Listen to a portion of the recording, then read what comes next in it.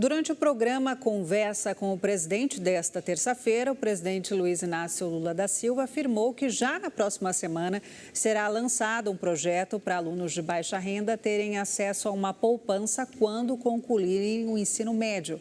O ministro da Fazenda, Fernando Haddad, também participou da entrevista. O ministro da Fazenda lembrou que foi preciso criar uma plataforma que agregasse todas as dívidas dos brasileiros e depois foi feito um leilão dessas dívidas. E os bancos que ofereceram os melhores descontos entraram no programa. O desconto médio é de 83%. O médio? O médio chega a 99% em alguns casos. O desconto médio é de 83%. Então, a pessoa deve R$1.000, ela consegue quitar com R$170 a dívida dela. E detalhe, se a pessoa ganha até 2 salários mínimos, que são 20 milhões de brasileiros, nós parcelamos essa dívida. O presidente Lula incentivou os brasileiros que estão endividados a aderirem ao Desenrola Brasil. Inclusive, foi anunciado que nesta quarta-feira o governo federal vai promover o dia D, Mutirão Desenrola, para fomentar as renegociações de débitos e ampliar o alcance do programa. O que nós queremos é que ele chegue no final do ano, sabe, com o direito de andar nas ruas para comprar alguma coisa num shopping de cabeça erguida. Eu não devo mais nada. Se eu dever, está negociado. Meu nome está limpo, eu tenho o direito de fazer uma dívida outra vez. Vai ter muito bom se a gente conseguir entrar em 2024 sem dívida, gente. É uma oportunidade extraordinária, extraordinária.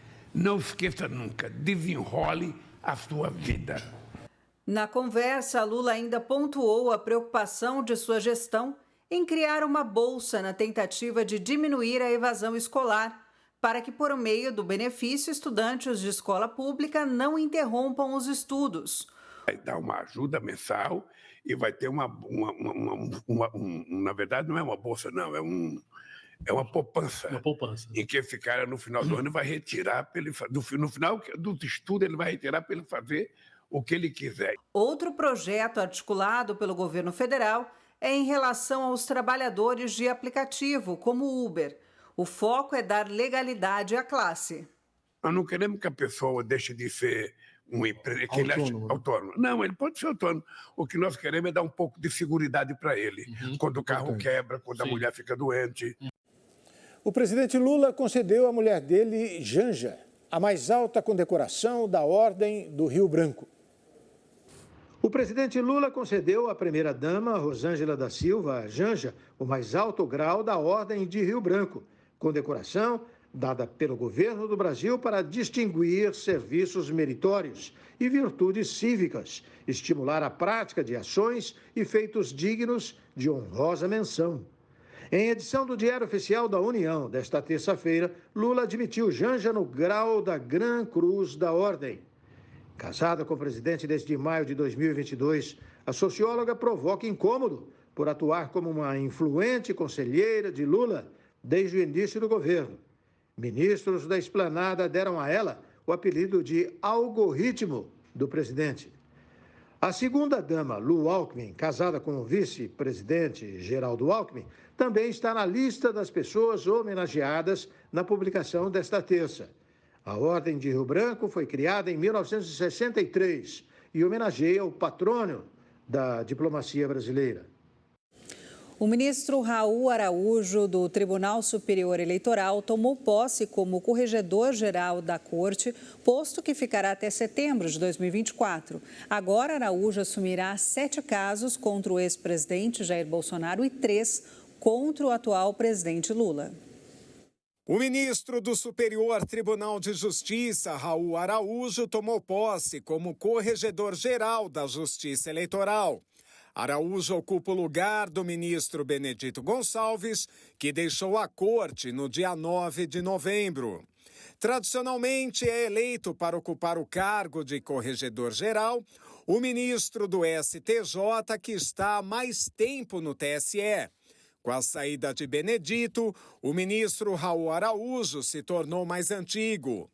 Agora, o novo corregedor-geral do TSE assumirá 7 casos contra o ex-presidente Jair Bolsonaro e 3 que miram o atual presidente Luiz Inácio Lula da Silva. Raul Araújo fica no posto até setembro de 2024. De perfil considerado conservador, Araújo se contrapôs às posições tomadas por Benedito em julgamentos importantes sobre a chapa de Bolsonaro e Braga Neto, votando para absolver o ex-presidente nos processos analisados pela Corte este ano. O novo corregedor ainda votou contra tornar o ex-presidente inelegível pelos casos da reunião com embaixadores no Palácio da Alvorada e do uso político do bicentenário da independência. No primeiro, analisado em junho, o magistrado disse não ter havido gravidade suficiente para desequilibrar o pleito ou para influenciar negativamente o comparecimento dos eleitores. Já no segundo, Araújo não viu o uso eleitoral das cerimônias oficiais do 7 de setembro. A Justiça concedeu medida protetiva à ex-noiva do deputado Zé Trovão. Ana Rosa Schuster diz ter sido ameaçada com faca pelo parlamentar.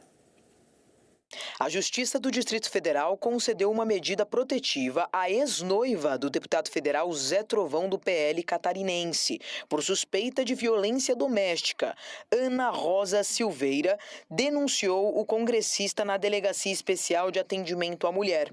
A medida, que estabeleceu um limite mínimo de 300 metros de distância entre Zé Trovão e Ana Rosa, foi protocolada com base na Lei Maria da Penha. O deputado também não pode fazer qualquer contato por celular ou via redes sociais com a vítima.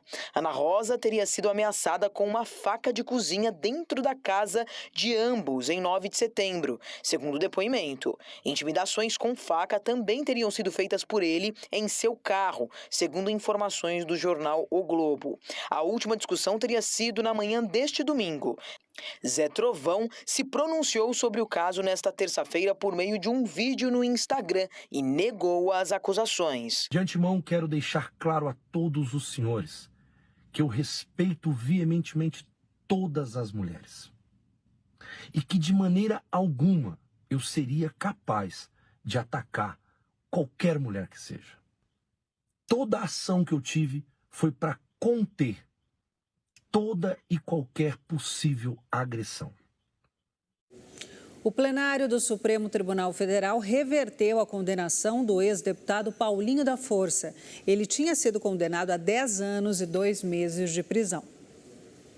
O plenário do Supremo Tribunal Federal decidiu aceitar recurso do sindicalista e ex-deputado Paulo Pereira da Silva, Paulinho da Força do Solidariedade, e reverter a condenação dele a 10 anos e 2 meses de prisão por suposta participação em desvios no Banco Nacional de Desenvolvimento Econômico e Social, BNDES. Em julgamento de 2020, na primeira turma do Supremo, Paulinho havia sido considerado culpado por crimes contra o sistema financeiro nacional, de lavagem de dinheiro e associação criminosa. Segundo denúncia da Procuradoria-Geral da República, ele teria envolvimento no desvio de ao menos 350 milhões de reais de contratos de financiamento do Banco Público. Na ocasião, ele também havia sido condenado à perda do mandato parlamentar e à proibição de exercer função pública. Nos últimos dias, o Tribunal Superior Eleitoral cassou o mandato do deputado federal Marcelo de Lima Fernandes, do PSB, abrindo caminho para que Paulinho, que ficou apenas como suplente após as últimas eleições, retorne à Câmara dos Deputados. Aécio Neves deve voltar a ser a figura mais importante do PSDB. O partido realiza a convenção nacional no próximo dia 30. A convenção nacional do PSDB, marcada para 30 de novembro, deve consolidar o retorno do deputado federal Aécio Neves à posição de figura mais influente na sigla, ainda que não como presidente. O ex-senador levou a melhor em relação ao grupo de Eduardo Leite nas negociações para a construção de uma chapa única para o Diretório Nacional do PSDB, que passará a ter maioria. Esse grupo escolherá a executiva tucana, a cúpula do partido, inclusive o presidente, no fim do mês. Aécio tem dito que deseja a continuidade de Leite na presidência, mas o governador gaúcho tem afirmado que não quer. Leite sondou Tasso Gereissati para sucedê-lo, mas o ex-senador é rejeitado pelo grupo do ex-governador de Minas Gerais. Nesse cenário, ganha força o nome de Marconi Perillo, ex-governador de Goiás e aliado de Aécio. O retorno de Aécio à cabine de comando do PSDB deve fazer com que o partido tenha atuação mais crítica e de oposição ao governo Luiz Inácio Lula da Silva. No partido, há a avaliação de que Leite tem dificuldade em criticar o petista, porque, como governador, depende de interlocução com a administração federal. E em instantes, Congresso discute derrubar restrição do trabalho aos domingos e feriados. Novos temporais causam estragos e fazem aumentar o número de mortos no Rio Grande do Sul. O Brasil News volta daqui a pouquinho. Até já.